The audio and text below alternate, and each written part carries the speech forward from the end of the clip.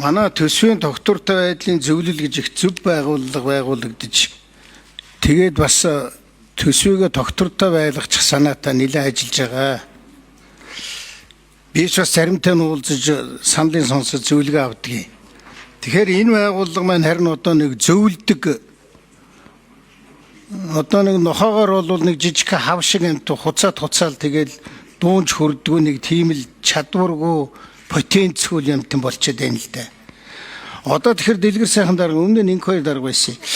Энэ дэлгэр сайхан дарга надад ямар асуулт байгаа вэ гэхээр бидний төсвийн тогтвортой байдлыг эвдсэн ямар хуулийн төслийг хурлд орж ирэв.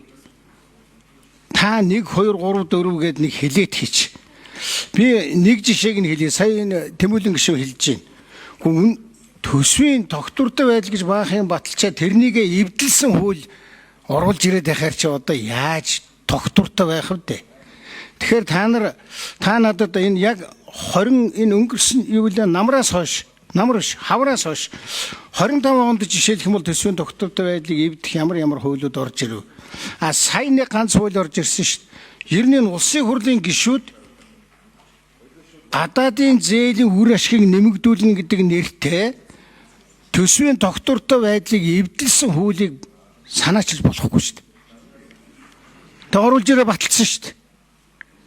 Одоо дахиад нэг Польшийн 50 сая гээд нэг зээл явж илээ. Тэн дотор бол жишээ нь Эрдэнэтэд сонгогдсон тэр үед авсан зээл байлаа. Тэр үйлдвэр нь босоочгүй хогны үйлдвэр. Дахиад нэг 9 сая евро бичсэн явж илээ. Гэх мэтчний гадаадын зээл гэдэг байгаа юм чинь эсвэл өөр бусад үзүүлэлтүүдийг нь өөрчилсөн яг ямар юм байна та нэг 1 2 3 4-гээ хэлээтгэхээ би тэгээд юм тодруулж бас асуух гэдэг байгаа. Одоо та нар сүүлд тэр Алтан шагаан нарын гишүүдийн санаачилсан хууль ерөөсөө их хурл дээр ийм хууль хэлцэж болохгүй. Би бол байнгын хорон дээр саналаа хэлээд би гараад явсан. Одоо энэ өмнөх юм эвдэлж байгаа хууль оруулж ирэхээр би бол хэлцэх асуудлаас хасаад өгөөч хийж гуугаад хасахгүй болохоор би тэр хуралд суудгүй. Тэгэхээр хуралд хасалсан гэж хэлээд байх юм бас. Ер нь одоо энэ нэг үндсэн хууль зөрчсөн хууль өмнөх одоо баталсан хуультайгаа зөрчилдсөн эсвэл их хурлын гишүүдийн санаачилж болохгүй хууль энэ төрөг бол оруулмааргүй л байх. Одоо энэ жавхлангийн хийс ажил гэж би харддаг. Өөрөө юм оруулж болохгүй болохоор хэдэн гишүүдийн хүзүүнд нь угалж тавиад тэгээ одоо ингэж юм сүйдэлтгэ болмоор байна. За та нэг 1 2 3 4 гээд хариулт хэлээд. Яаж эвдэрсэн юм бол бас тэгээд. За дэлгэр сайхан дараа 2 номер. За Алтай гишүүнд баярлалаа. Асуултанд хариулъя. За ер нь төсвийн тогтвортой байдлын тухай хууль маш их өөрчлөгдөж ирсэн гэдэг түүхийг бол та бүхэн мэдж байгаа. Тэр нь бид нар энэ хуулийг хэрэгжүүлж эхлэнээсээ л хойш байнга төсвийн тогтвортой байдлынхаа тухай хуулийг эвдэж ирсэн. За мэдээж сайн өөрчлөлтүүд байсныг бол үгүйсэхгүй. Гэхдээ төсвийн гол дүрмүүд, төсвийн өрийн тааз бүгдийг өөрчилсөн. За бидний бүрэн эрхээ хэрэгжүүлж эхэлснээс хойш 3-4 гол өөрчлөлтийг нэрлэж хэллээ. Тэгэхээр хамгийн нэгдүгээр тул түрүүн Тэмүүлэн гишүүний дурдсан 2024 оны 8 сард орж ирсэн төсвийн тодтголыг дагалдуулж орж ирсэн тэр төсвийн дүрмүүдийг яг халангуяа 2 гол дүрмийг нэвтсэн энэ өөрчлөлт бол Монгол улсын төсвийн тогтвортой байдал, төсвийн бодлого, төсвийн мөчлөг сүрсэн бодлого хэрэгжүүлэх, төсвийн тогтвортой байдлыг алдагдуулах гол том нөлөөг үзүүлсэн юм өөрчлөлт байсан.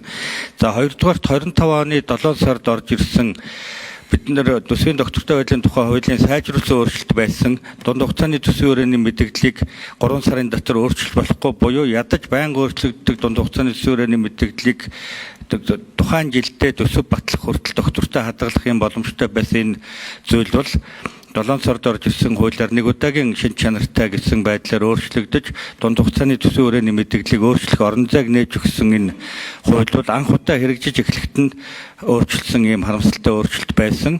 Цаашдаа бол бид нар дунд хугацааны төсвийн өрөөний мэдээллийг ягштал барих, баталсан дунд хугацааны өрөөний мэдээллээ төсвийн тодтгол, төсвийн төслийг дагуулж өөрчлөгдөхгүй байх юм зүйлийг хийх ёстой гэж бодож байна. За гурав дахь нь бол саяны таны дурдсан гадаад зээлийн ашиглалт дүр ашгийг нэмэгдүүлэх тухай тодорхой нэр бүхий 25 гишүүний 12 сард өргөн барьсан энэ хууль бол маш осолтой хууль гэж бид өөрсдийн зүгээс харж дүгнсэн. Төрөний хариулсан мөнх соёл гишүүний хариултан дээр нэмээд хэлэхэд бол энэ хуулийг хэрвээ хэрэгжүүлвэл бид төсвийн гадуур дахиад төсөвтэй болох За төсөв тодорхой хэмжээний ийм цул орон зайг үүсгэх энэ боломжийг нээх ийм маш том хохиролтой ийм хууль байх ийм боломжтой харагдж байгаа.